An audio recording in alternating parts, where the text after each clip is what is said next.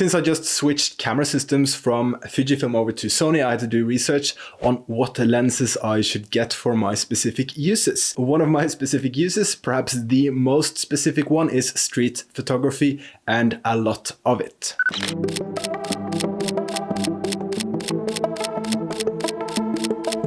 I also do product shoots and some freelance gigs every now and again. And when you have a new camera system, it is easy to fall into the trap of thinking that you have to get the very best, the latest and greatest lenses to go with it. In this case, it's the Sony GM lenses, that stands for Gold Master, which is just a super fancy word for extremely expensive. In truth, they're less expensive and lighter lenses in the G range, does the job equally well, if not better. Now, I may step on some toes just by saying that, but hear me out. If you have a lighter, less expensive setup, you are more likely to bring that setup with you and actually take pictures. And with that, let's start with my go-to lens that I use 95% of the time. Ladies and gentlemen, it's the 24-105 f4.0 Sony G lens. I debated to go for the 24-70 f2.8 GM, but it's over twice the price, it is heavier and has less range. I do like the extra range from 70 to 105. Shooting at 105 f4.0 also give you great background blur, if you are, let's say, shooting portraits and want to achieve that background separation. This lens is also weather sealed, stabilized, and is very, very sharp. It is a bit bulky and feels slightly plasticky, I think, but for me it's solid enough, and I use this almost daily for my photo walks, for filming, and my time-lapse photography.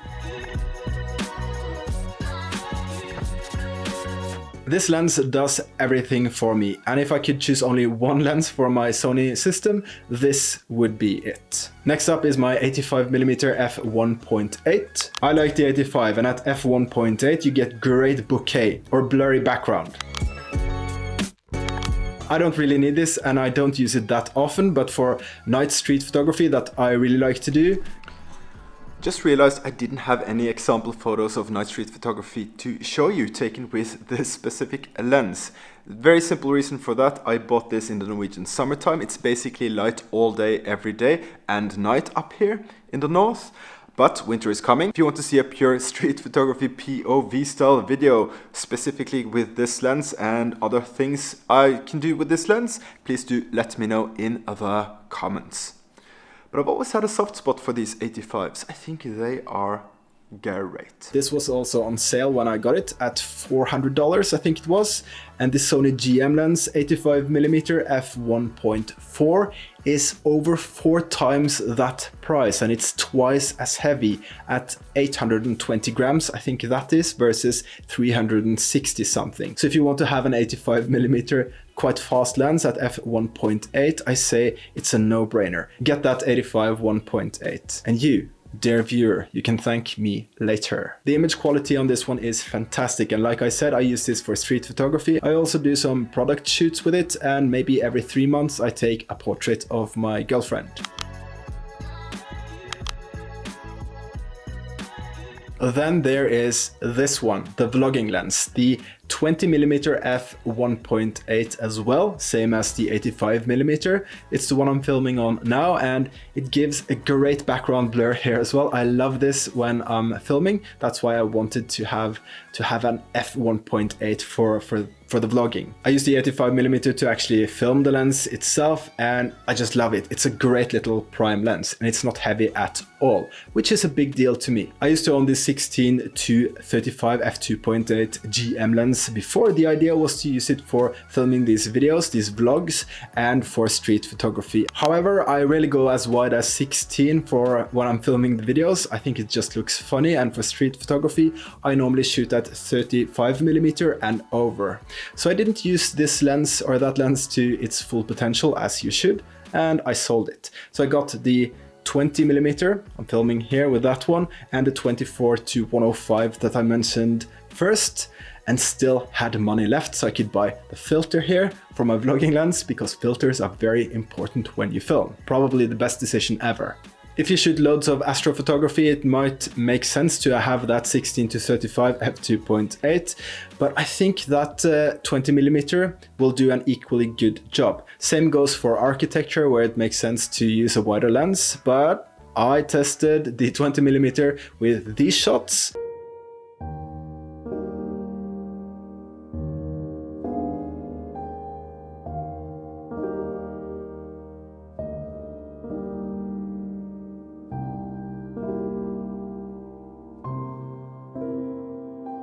And I think they turned out great. Let me know what you think of them in the comments. And also, if you have come this far, it makes sense for you to hit subscribe and like this video. Believe it or not, it makes a huge difference and it supports what I do here on YouTube with my photography, my travel, and making these videos, these hopefully useful gear videos like this one. All right, let's continue. I do have a bonus lens, which is actually a GM lens. That is the 100 to 400 4.5 to 5.6. If you've been following the channel for a while, you know I travel to Africa every year. That's sort of how I balance my life from my creativity with shooting street photography here in the city, and then I go to Africa for a few months or a month or 3 months or whatever, and I just have a completely digital detox and spend time in nature where I photograph. I was almost about to say shoot wildlife, but you can't say that. That could have been taken out of context, I imagine.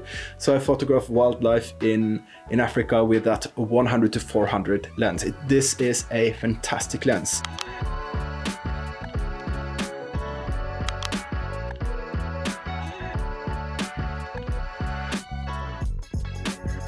I was debating whether I should get rid of that, sell that, and get the G lens, G200 to 600 instead, but that's just much bulkier. Yeah, and I don't need that focal length at 600 because I get so close to wildlife anyway. Since I do everything myself down there in Africa, I have that freedom, so I can wait, I can be patient, and I can get really close to wildlife to get pictures such as this. And if I do need to get slightly closer in an image, the Sony a7 IV has 33 megapixels, and that leaves plenty room to crop in if you need to.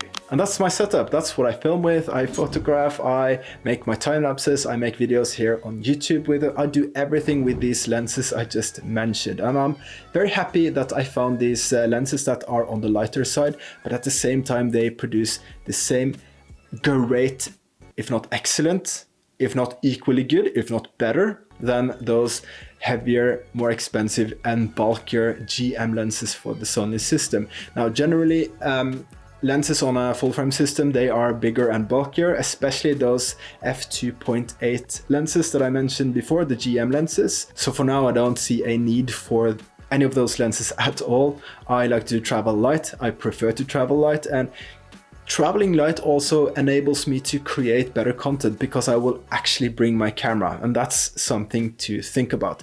The best gear is not always the best gear. It might be the best gear on paper, but the gear that you actually bring with you, if that's your phone, if that's whatever, the gear you actually use, that is the best gear. And after all, it's just tools, so you can envision or you can produce the creative content that you have envisioned in your up here. And I want you to hold on to that thought and think of that when you are debating whether you should get a very expensive lens that you think you will make great content with, or save some money and get a slightly less expensive lens and spend more money on adventure instead, because adventure comes first, always. And that's it. If you've come this far, please do like this video and subscribe to my channel. That would be awesome. It's a great way to support what I do, and it helps me make more and better content for you. Believe it or not, it makes a huge difference. So yeah. One more thing, I do have presets now. I've finally started making presets for my photography, so you can check them out. Links down below in the description.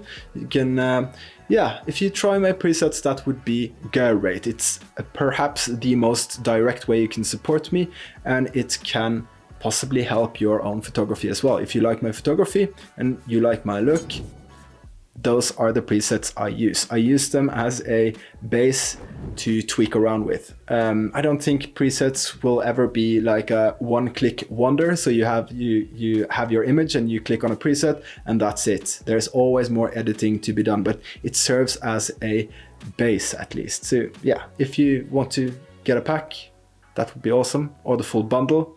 Leave a comment and let me know what you think of them. And that's it for the video. I'll see you in the next one.